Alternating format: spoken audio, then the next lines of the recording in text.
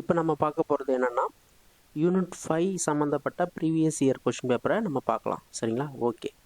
ஒரு பொறுத்துக்கு ஒன்று கொடுத்துருக்காங்க, ஜஸ்ட்டு தெரிஞ்சு வச்சுக்கோங்க. இந்த நில உடைமை முறை சம்மந்தப்பட்ட சில இதெல்லாம் இருக்குது, அதில் இது வர்றதுக்கு வாய்ப்பு இருக்குது. சரிங்களா? ஓகே. ஃபஸ்ட் பாருங்கள், உட்பிரிவு படுத்தப்படுதல். இந்த உட்பிரிவு படுத்தப்படுதல்னு சொல்லி பார்த்தீங்கன்னா என்னங்க, பெரிய நில உடைமையாக இருக்கிறத சிறியதாக பிரித்தல். அதாவது பெரிய நில உடைமையை சிறியதாக பிரிக்கப்படுதல், இதுதான் உட்பிரிவு படுத்தப்படுதல் அப்படின்னு அர்த்தம். சரிங்களா? சிதறுண்டிருத்தல்.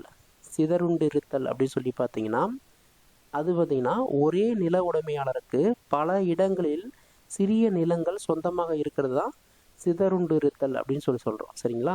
ஓகே. நெக்ஸ்ட் பாருங்க, சிறிய மற்றும் இறுதிநிலை நில உடைமை. சிறிய மற்றும் இறுதிநிலை நில உடைமை அப்படின்னு சொல்லி பார்த்தீங்கன்னா என்னங்க, ஒவ்வொரு நில உடைமையும் 2 ஏக்கருக்கு குறைவாக இருத்தல். சரிங்களா? ஓகே.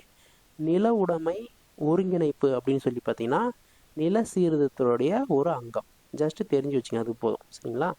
ஓகே. நெக்ஸ்ட் கொஸ்டின் பாருங்கள், தமிழ்நாடு தென்மேற்கு பருவமழையால் அதிக மழை பெற முடிவதில்லை. தமிழ்நாடு தென்மேற்கு பருவமழையால் அதிக மழை பெற முடிவதில்லை.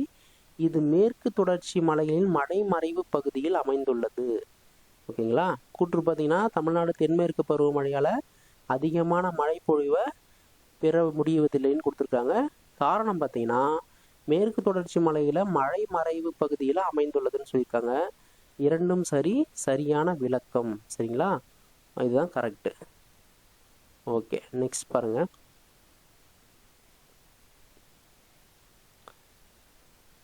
ஓகே. இதுவும் ஜஸ்ட்டு தெரிஞ்சு வச்சுங்க, இதுக்கெல்லாம் இதுன்னு தெரிஞ்சு வச்சுட்டா போதும். சரியா? ஓகே. அந்தராய பட்டம். அந்தராய பட்டம் அப்படின்னு சொன்னால் நிலவரி. அதாவது பார்த்திங்கன்னா சரியான பொருத்தங்களை தேர்ந்தெடுக்க சொல்லியிருக்கிறாங்க. இந்த கொடுத்துருக்குற அந்த பொருத்துக்களை பார்த்திங்கன்னா எல்லாமே சரியாக தான் பொருந்திருக்குது. சரிங்களா? நம்ம தெரிஞ்சிக்க வேண்டியது மட்டும் கொஞ்சம் தெரிஞ்சுங்க. அந்தராய பட்டம்னா நிலவரி.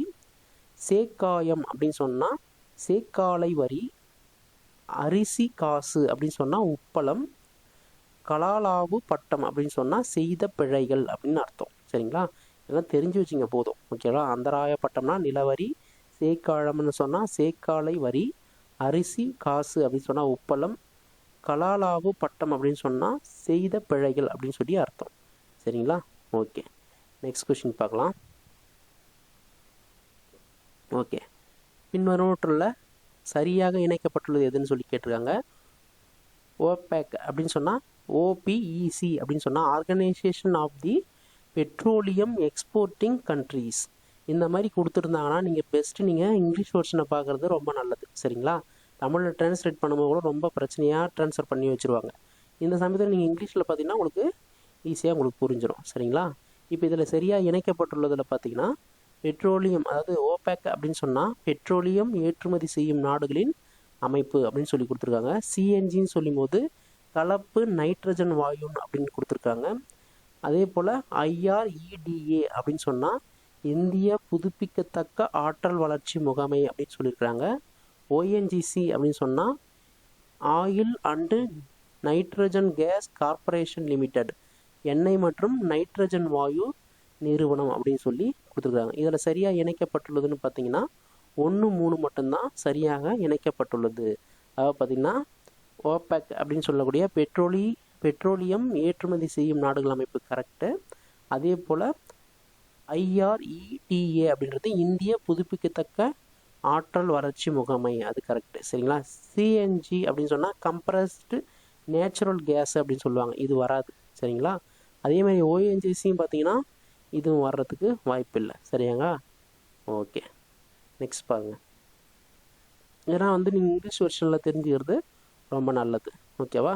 ஓகே. நைட்ரஜன் கொடுத்துருக்காங்க, நைட்ரஜன் வாயு வராது. ஓஎன்ஜிசி கூட நைட்ரஜன் வாயு வராது. சரிங்களா? ஓகே. Next question. ஓகே. கூற்று.